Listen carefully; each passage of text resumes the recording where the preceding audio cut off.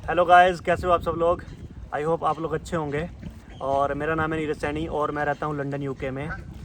आज मैं आप लोगों के लिए वीडियो लेके आया हूँ कि डिपेंडेंट वीज़ा क्या होता है। आज मैं डिपेंडेंट वीज़ा के ऊपर पूरी डिटेल में बात करूँगा आप लोगों से कि डिपेंडेंट वीज़ा क्या होता है, उसको कौन अप्लाई कर सकता है, उसके बेनिफिट्स क्या क्या हैं और उसके लिए क्या क्या डॉक्यूमेंट्स की रिक्वायरमेंट होती है, उसके लिए कितना खर्चा आता है। तो ये सारी बातें आपके साथ आज की वीडियो में मैं डिस्कस करूँगा। आप लोगों को डिटेल में बताऊँगा कि ये सब क्या है, ठीक है। और आप लोगों की कोई क्वेरीज हो तो उसके भी आंसर देने की ट्राई करूँगा। तो सबसे पहले मैं बात करूँगा कि डिपेंडेंट वीज़ा होता क्या है। डिपेंडेंट वीज़ा एक ऐसी फैसिलिटी है जो यूके गवर्नमेंट देती है कि जो भी इंसान यहाँ पे स्टडी करने के लिए या फिर स्किल वर्कर वीज़ा पे आता है, वो अपने साथ अपने हस्बैंड या वाइफ को और साथ में बच्चे जो कि 18 साल से कम हैं उनको यहाँ पे अपने साथ बुला सकता है और अपने साथ रख सकता है। और ये वीज़ा तब तक ही वैलिड होता है जब तक कि मेन एप्लीकेंट का वीज़ा होता है। तो इस वीज़ा पे वो अपने हस्बैंड को या वाइफ को और अपने बच्चों को अपने साथ में बुला सकते हैं। इस वीज़ा के बहुत सारे बेनिफिट्स हैं, तो मैं आप लोगों को बताऊंगा कि क्या क्या बेनिफिट्स हैं। भाई, जो लोग यहाँ पे अकेले आते हैं, मतलब कि उनकी शादी नहीं हुई होती है, बैचलर्स होते हैं, तो यहाँ अकेले आते हैं, चाहे वो लड़का हो चाहे लड़की हो, उनके लिए थोड़ा बहुत डिफ़िकल्ट होता है। क्योंकि एक कंट्री छोड़ के दूसरी नई कंट्री में आना और उसके बाद यहाँ पे सब कुछ मैनेज करने के बाद साथ में जब काम वाम ख़त्म करने के बाद जब वो अपने घर पे जाते हैं तो यार अपने घर वालों से या रिश्तेदारों से कितना वीडियो कॉल पे बात कर लेंगे। कोई तो होना चाहिए साथ में जो कि उनकी बात सुन सके, उनसे बात कर सके और अप एंड डाउन जो भी हमारे सुख दुख होते हैं उनमें साथ हाथ बटा सके। तो ये सब चीज़ें होती हैं। अगर आप लोग कपल आ रहे हो, यहाँ पे हस्बैंड वाइफ साथ में आ रहे हो, डिपेंडेंट भी साथ में आ रहा है, तो बहुत ज़्यादा बेनिफिट मिलेगा। आप लोगों को लोनलीनेस नहीं फील होगी। आप लोगों के साथ कोई ना कोई होगा जो आपके सुख और दुख में आपके साथ खड़ा होगा। आप लोगों की केयर करने के लिए कोई ना कोई तो होगा।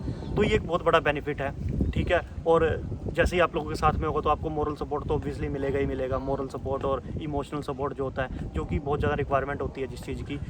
और दूसरा फ़ायदा ये है कि डिपेंडेंट होता है जो भी हस्बैंड या वाइफ डिपेंडेंट होगा वो फुल टाइम काम कर सकता है। जो मेन कैंडिडेट होता है अगर वो स्टडी पे आ रहा है तो वो सिर्फ और 20 घंटे काम करने के लिए अलाउड होता है। बट जो डिपेंडेंट होता है वो फुल टाइम काम कर सकता है, मतलब कि 40 घंटे 50 घंटे जितना वो चाहे कर सकता है, ठीक है। तो एक बहुत ज़्यादा अर्निंग हो जाती है। अगर आप लोगों के पास कोई स्किल है या आप लोगों के पास कोई इंडिया में डिग्री है, आप इंजीनियर डॉक्टर कुछ भी ऐसा कुछ हो, तो आप यहाँ पे अगर डिपेंडेंट वीज़ा पे आते हो तो आप लोगों को यहाँ पे फुल टाइम जॉब मिल जाएगी, बहुत अच्छी जॉब होगी जिसकी सैलरी इंडिया से बहुत ज़्यादा यहाँ पे होगी।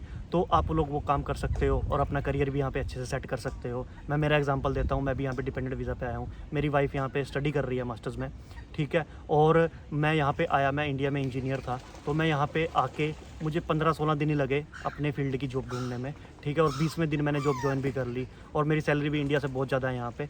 तो एक बहुत बढ़िया बेनिफिट है आप लोगों को यहाँ पे। अगर आप लोग डिपेंडेंट वीज़ा पे यहाँ पे आते हो तो आप अपने आप को फाइनेंशियली फ्री कर सकते हो। तो डिपेंडेंट को यहाँ पे फुल टाइम काम कर ही सकता है, तो उसके साथ में आपकी फाइनेंशियल कंडीशन बहुत अच्छी हो जाएगी। जैसे कि अगर आप मेन जो कैंडिडेट है वो स्टूडेंट है और डिपेंडेंट यहाँ पे फुल टाइम वर्किंग है, तो जो स्टूडेंट होगा वो 20 घंटे तो काम करेगा, तो उसकी मंथली इनकम से ये आपके घर के खर्चे निकल जाएंगे। और जो आपका डिपेंडेंट का जो सैलरी होगी वो आपकी सेविंग होगी, जिसको आप इंडिया में बेच सकते हो या अपने फ्यूचर के लिए यहाँ पे सेव कर सकते हो।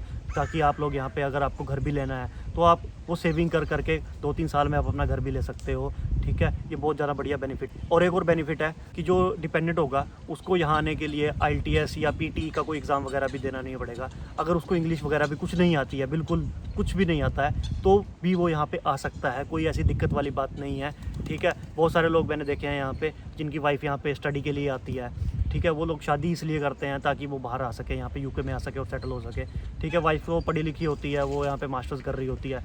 बट जो हस्बैंड होते हैं वो लोग कुछ भी नहीं आता, ठीक है, ना इंग्लिश आती है ना कुछ भी, बट वो फिर भी यहाँ पे आके अच्छा कमा रहे हैं। तो बाद में आता है कि अप्लाई कैसे करें। तो अप्लाई यार आप साथ में कर सकते हो। जो भी आप लोग, जो मेन एप्लीकेंट होता है, अगर वो स्टडी के लिए यहाँ पे आ रहा है या वर्क के लिए आ रहा है तो उसके साथ में आप अपनी फ़ाइल लगा सकते हो वीज़ा की, ठीक है। जो आप भी आपका कंसल्टेंट या एजेंट होगा वो उनको आप बोल सकते हो कि हमारी साथ में फ़ाइल लगा दो, ठीक है। तो बहुत सारी कंट्रीज़ हैं जैसे कनाडा है, उनमें साथ में हस्बैंड और वाइफ साथ में नहीं आ सकते, बट यूके में ये फैसिलिटी अवेलेबल है। आप लोग एक ही दिन की अपॉइंटमेंट भी ले सकते हो और एक ही दिन ट्रैवल भी कर सकते हो। बट आपके ऊपर है, अगर आप लोगों में से एक जना पहले आना चाहता है और दूसरा बाद में, तो वो आप लोगों की चॉइस है, बट साथ में आ सकते हो। तो और वो जो अभी आपका एजेंट या कंसल्टेंट होगा वो आपकी फ़ाइल यहाँ पे लगा देगा। तो अब बात आती है कि इसके लिए खर्चा कितना आता है। भाई इसके लिए बहुत ज़्यादा खर्चा नहीं आता। मैं मेन कैंडिडेट की बात नहीं करूँगा इसके एक्सपेंसेस के बारे में, बट डिपेंडेंट के बारे में बात करूँगा। तो इसके लिए सबसे पहले टीबी टेस्ट करवाना होता है। जब मैंने करवाया तो 2000 रुपये इंडियन रुपीज़ लगे थे मेरे, ठीक है। अब शायद अगर बढ़ गया होगा 2122 रुपये हो गए होंगे ज़्यादा से ज़्यादा, बट 2000 रुपये फ़ीस है उसकी, ठीक है। वो कुछ लिस्टेड हॉस्पिटल्स होते हैं उनमें ही होता है, तो वो आप चेक कर लेना इनकी वेबसाइट पे कि कौन सा हॉस्पिटल उसके लिए एलिजिबल है। दूसरा होता है खर्चा IHS का। IHS में जब मैंने पे किया था तो मेरे अप्रोक्सीमेट 750 पाउंड के लगे थे, मतलब 75,000 या 78,000 रुपये के आसपास लगे थे, जो उनकी चार्जेस वगैरह इंटरनेशनल चार्जेस वगैरह मिला के, ठीक है। और उसके बाद तीसरे लगती है फ़ीस होती है, जो इमिग्रेशन की फ़ीस होती है, वीज़ा फ़ीस बोलते हैं जिसको। वो उसके 3 ऑप्शन होते हैं, जैसे सबसे पहला होता है स्टैंडर्ड वाला, दूसरा प्रायोरिटी, तीसरा सुपर प्रायोरिटी। तो वो आपकी चॉइस है, आपको जो भी लगवाना है। स्टैंडर्ड वीज़ा में 35,000 से 38,000 तक की कॉस्ट आती है, ठीक है। और प्रायोरिटी वाले में अप्रोक्सीमेट 55 to 60,000 की कॉस्ट आती है, और सुपर प्रायोरिटी में तो अप्रोक्सीमेट 1 लाख रुपए तक लगते हैं, जिसमें एक दिन में वीज़ा आ जाता है। वो आपके ऊपर है, आप लोग कितना करना चाहते हो। बट अगर आप लोग स्टैंडर्ड वाला भी करते हो अप्लाई, तो आपकी कुल मिला के कॉस्ट आएगी 1,20,000 से 1,25,000-30,000 तक आएगी, ठीक है। इतनी ही कॉस्ट आती है। उसके बाद जो फ्लाइट की टिकट वगैरह है उसको मैं काउंट नहीं कर रहा हूँ इसमें। अब बात करता हूँ कि डॉक्यूमेंट्स क्या क्या चाहिए होंगे। डिपेंडेंट वीज़ा अप्लाई करने के लिए सबसे पहले तो आपको देना होगा मैरिज प्रूफ। मैरिज प्रूफ में सबसे पहला होगा आपका मैरिज सर्टिफिकेट। दूसरा, उसके साथ आपको मैरिज अपना रिलेशनशिप प्रूफ करने के लिए कुछ डॉक्यूमेंट्स भी लगाने पड़ते हैं, जैसे कि व्हाट्सएप की चैट्स। आपकी बहुत पुरानी व्हाट्सएप की चैट्स दिखानी होगी आप लोगों को, उसके स्क्रीनशॉट्स का प्रिंट लेके वो साथ में अपने इमिग्रेशन में लगाना। और उसके बाद आपकी मैरिज की फ़ोटोग्राफ्स होंगी, वो सब अटैच कर देना। और वो वाली फ़ोटोज़ भी अटैच कर देना। अगर आप लोग कहीं पे घूमने गए हो, आपकी साथ में फ़ोटोज़ हैं अलग अलग लोकेशन पे, अलग अलग फंक्शंस में, वो वाली फ़ोटोज़ भी आप साथ में अटैच कर देना 5-7। तो इससे आपकी प्रोफाइल है और स्ट्रॉन्ग बन जाएगी।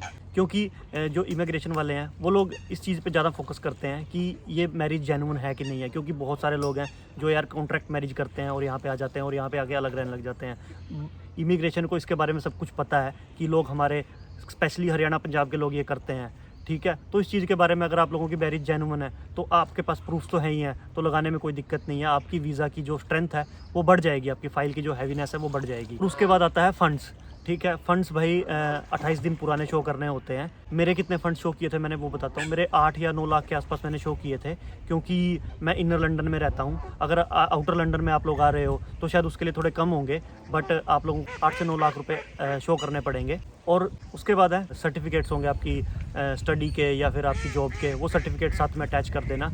और लास्ट में टीबी सर्टिफिकेट, जो आपने टीबी सर्टिफिकेट करवाया होगा, टीबी टेस्ट होगा, वो साथ में लगेगा। तो ये डॉक्यूमेंट्स हैं जो कि आपको डिपेंडेंट वीज़ा अप्लाई करने के लिए चाहिए होंगे। हाँ, मैं पासपोर्ट तो भूल ही गया, सबसे इंपॉर्टेंट पासपोर्ट है भाई, उसको भी साथ में ले लेना।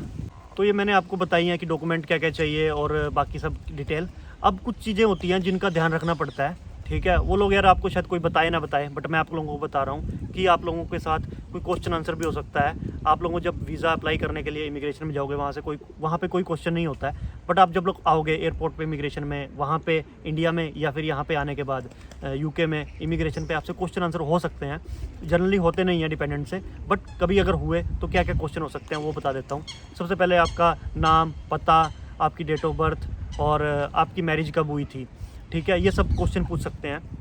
और मैरिज कब हुई थी वो वाला डेट वही बताना जब आपका मैरिज सर्टिफिकेट पे जो डेट है, जब आप लोगों ने मंदिर में या अपने घर वालों के साथ शादी की थी वो वाली मत बताना। जो आप लोगों ने मैरिज सर्टिफिकेट में डेट है, जो इंडियन गवर्नमेंट ने आपको दी है लिख के, वही डेट बताना, क्योंकि वही मानी जाती है।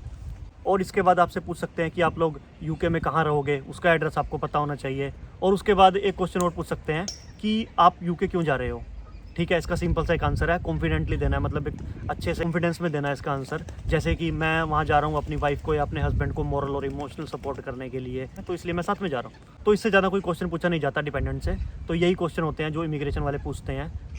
और आपको जब भी आप इमिग्रेशन पे आओ, इंटरव्यू वगैरह हो, तो आपको डरना नहीं है, आपको कॉन्फिडेंट रह के आंसर देना है, जो कि बहुत ज़्यादा ज़रूरी होता है। तो आई होप मैंने इस वीडियो में सब कुछ कवर कर दिया है जो एक डिपेंडेंट वीज़ा के लिए ज़रूरी होता है। जो कि ये सब मैंने जो भी आपको बताया है ये मेरे पर्सनल एक्सपीरियंस में बताया है, जो कि मैं यहाँ पे डिपेंडेंट वीज़ा पे हूँ। तो मैं जो फील कर रहा हूँ, जो मैं एक्सपीरियंस कर रहा हूँ, उसके बिहाफ पे मैं आपको बता रहा हूँ, ठीक है। अगर मेरे से कुछ इन्फॉर्मेशन छूट गई है, आप लोगों को पता है उसके बारे में, तो यार आप नीचे कमेंट कर देना, आप लोग लिख देना उस चीज़ को, ताकि जो बाकी लोग देख रहे हैं वीडियो वो कमेंट्स वगैरह पढ़ते ही हैं, ठीक है, ताकि उन लोगों को भी वो इन्फॉर्मेशन मिल जाए, ठीक है। और अगर आप लोगों को कोई क्वेश्चन है तो आप नीचे कमेंट बॉक्स में मैसेज भी कर सकते हो, और मुझे लिंक्डइन पे या इंस्टाग्राम पे फॉलो करके आप लोग वहाँ पे भी पूछ सकते हो।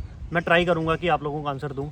और आप लोग इंस्टाग्राम पे यार हाय हेलो मत लिखा करो, आप लोगों का जो भी क्वेश्चन होता है आप उसको सीधा डायरेक्टली लिख दिया करो, और मैं ट्राई करूँगा आप लोगों का आंसर देने की। तो आज की वीडियो मैं यहीं पे एंड करता हूँ। अगर आप लोगों को इन्फॉर्मेटिव लगी हो तो चैनल को सब्सक्राइब कर देना और वीडियो को लाइक कर देना। तब तक आप अपना ध्यान रखना और मिलते हैं अगली वीडियो में। Bye bye guys.